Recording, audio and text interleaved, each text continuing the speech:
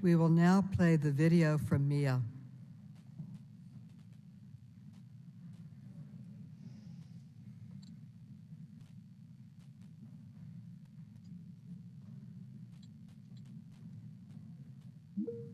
My name is Miah Cerrillo, and I go to Robb Elementary.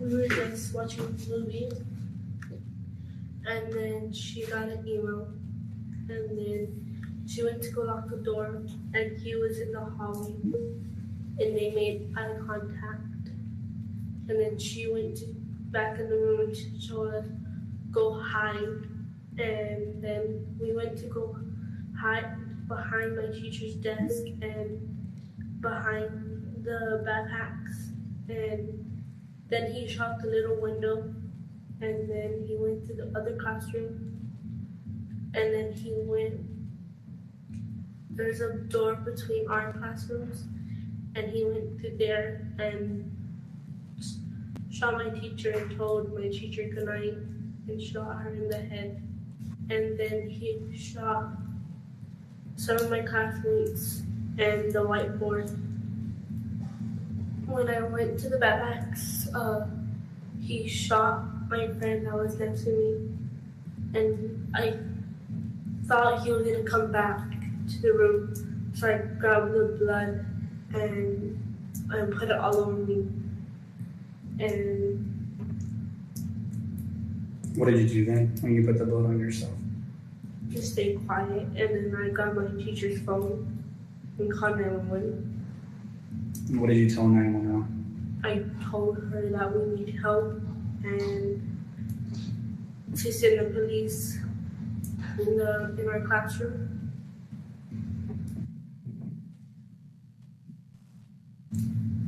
If there was something that you want people to know about that day and about you, right? Or things that you want different, what would it be? To have security. Do you feel safe at school? Why not? Because I don't want it to happen again.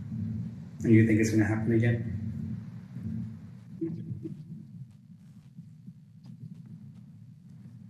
Mr. Cerrillo, you're now recognized. Hello. Hello, today I come because I could have lost my baby girl. She's not the same little girl that I used to play with, hang around with, and do everything, because she was daddy's little girl. I have 5 kids, and she's the middle child. I don't know what to do, because I think I would have lost my baby girl. My baby girl is the world, 'cause not only once, but twice, she came back to us. She's everything, not only for me, but her siblings and her mother. I thank y'all for letting me be here and speak out, but I wish something will change, not only for our kids, but every single kid in the world, because schools are not safe anymore. Something needs to really change. Thank you.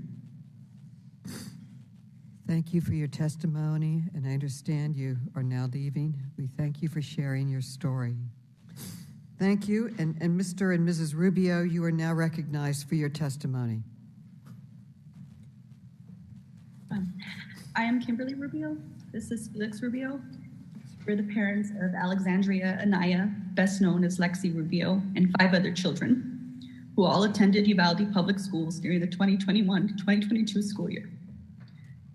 Calissa, who completed high school this year, Isaiah, who attends Uvalde High School, David Morales Junior High, Jalila Flores Elementary, and our 2 youngest children, Julian 8 and Lexi 10, who were at Robb Elementary. On the morning of May 24th, 2022, I dropped Lexi and Julian off at school a little after 7 a.m. My husband and I returned to the campus at 8 a.m. for Julian's award ceremony and again at 10:30 a.m. for Lexi's award ceremony.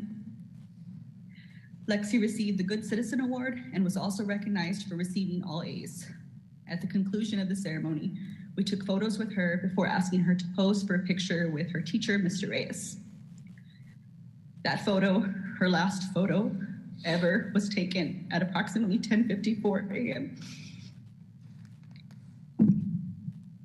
To celebrate, we promised to get her ice cream that evening. I told her we loved her and we would pick her up after school. I can still see her walking with us toward the exit. In the reel that keeps scrolling across my memories, she turns her head and smiles back at us to acknowledge my promise. And then we left. I left my daughter at that school, and that decision will haunt me for the rest of my life. Afterward, Felix dropped me off at my office, the Uvalde Leader News, and returned home because it was a rare day off for him between normal shifts and security gigs he takes to help make ends meet.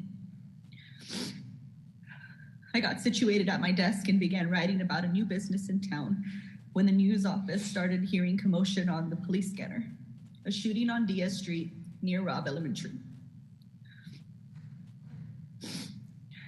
It wasn't long before we received word from my son's teacher that they were safe, secure in the classroom. Once evacuated from campus, the children were reunited with parents and guardians at the Civic Center. My dad picked up Julian from the Civic Center and took him to my grandmother's house.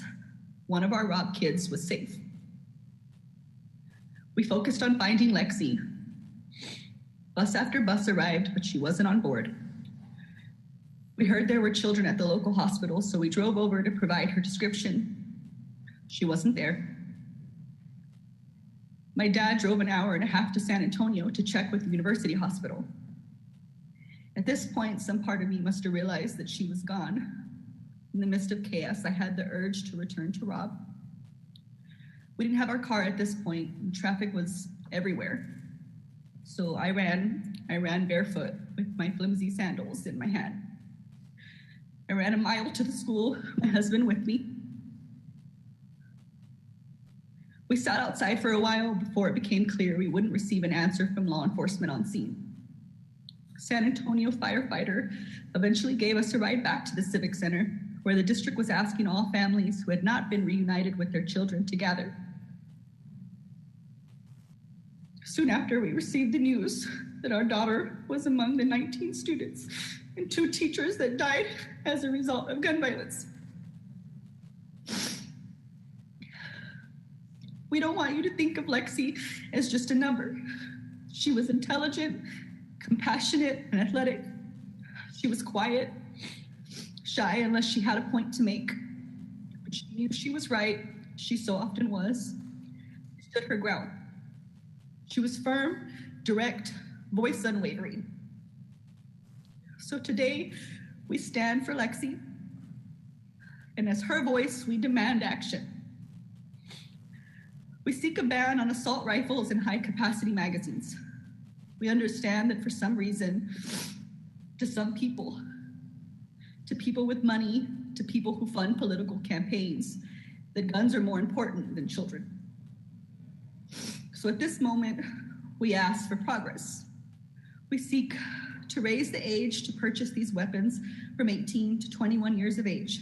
We seek red flag laws, stronger background checks. We also want to repeal gun manufacturers' liability immunity. You've all seen glimpses of who Lexi was, but I also want to tell you a little bit about who she would have been. If given the opportunity, Lexi would have made a positive change in this world. She wanted to attend St. Mary's University in San Antonio, Texas, on a softball scholarship. She wanted to major in math and go on to attend law school. That opportunity was taken from her. She was taken from us. I'm a reporter, a student, a mom, a runner. I've read to my children since they were in the womb. My husband is a law enforcement officer, an Iraq war veteran. He loves fishing and our babies. Somewhere out there there is a mom listening to our testimony, thinking, I can't even imagine their pain, not knowing that our reality will one day be hers, unless we act now.